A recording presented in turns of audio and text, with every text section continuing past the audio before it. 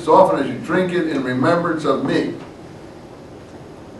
For as often as you eat this bread and drink this cup, you solemnly proclaim the death of the Lord until he comes. So whoever shall eat this is the bread and shall drink the cup of the Lord in unworthy manner shall be guilty of the body and blood of the Lord.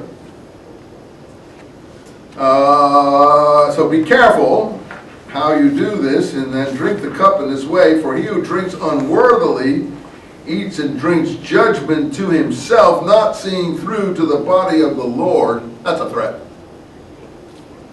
That's a threat.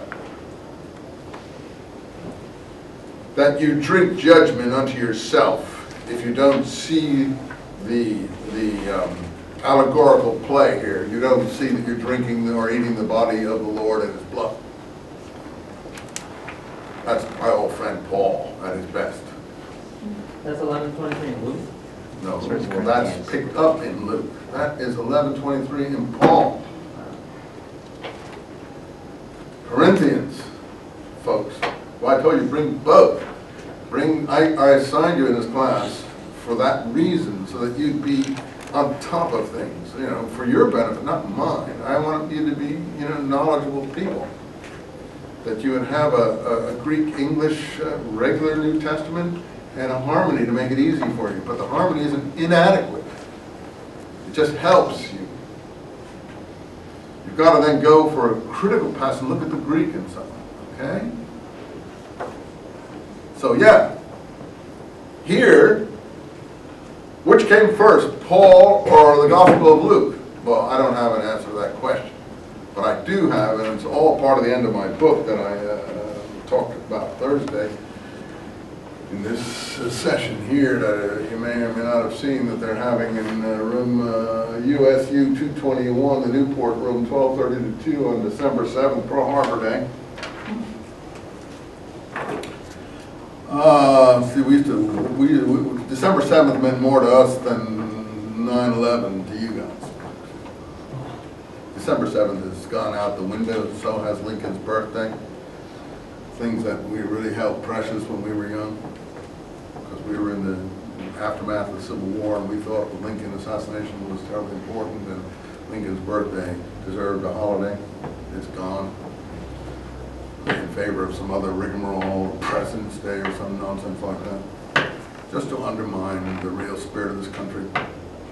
Anyway, I don't want to get into those kind of gripes. But I don't celebrate all the presidents, I can assure you. I'm not an idolater. I'm not going to celebrate Nixon and Johnson and Ford and all the Carter and all the dumbos we've had. I'm not going to speak of present people because you know, it's still out. Judgment is still out. I don't think it's fair to evaluate people until you got all the material to evaluate them on. I don't still know what to make of Bush myself, so I'm not going to say anything one way or the other. He's a strange sort of character. I'm not sure he's as evil as people try to make him out to be, but he's very tenacious, which is something that is admirable in some regard. I don't think he's a criminal. Any case, going back to this and my book, etc., that's going to be talked about on December 7th, obviously. That's what got me off on that tangent. I sometimes get out on a limb and I saw myself off, but other times I actually am able to creep back and find where I was on the tree of this supposed sequence of lectures. Anyway, look here. Damascus in Hebrew and in Greek. Let's look at that. And I don't think this is coincidental. This is the cream of my book. The last arguments of my book and chapters. In the Damascus document again, all important as the history of the situation from the Dead Sea Scrolls perspective. Very obscure document. I spend chapters of my book going through allusions in it, like digging the well, and I have a whole chapter called The Song of the Well, and the Well of Living Waters, and things like that. Read the whole chapters analyzing the Damascus document for you people. It's not a simple thing. It can't be done in a short time. It's a very esoteric but meaningful document. So book of Acts more or less from the Qumran opposition perspective. In any case, there it speaks about, we went out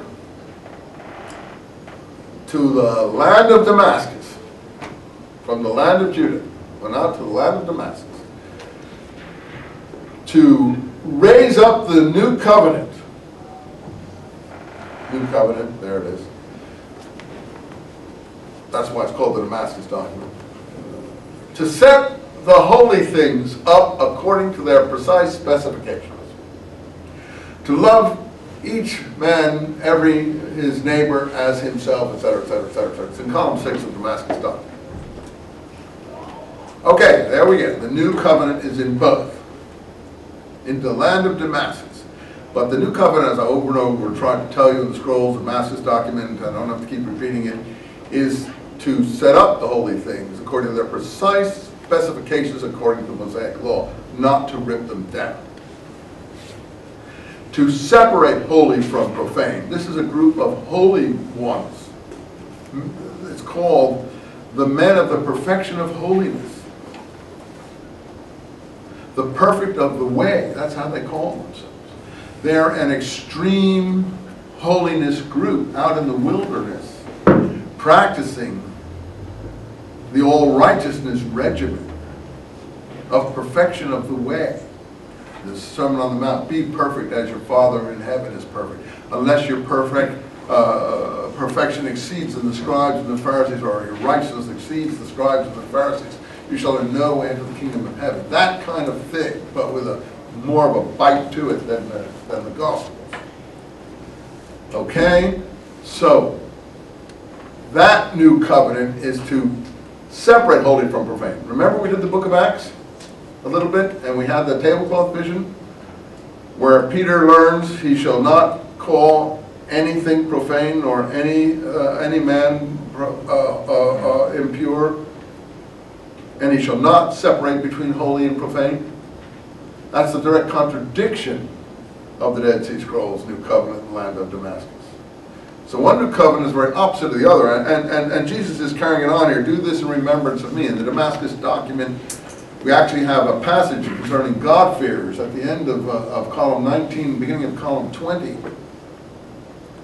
In the second manuscript, I go through all this in my book, where it says, and a book of remembrance was written out for God-fearers. God-fearers usually being a word for non-Jewish people who attach themselves to the community.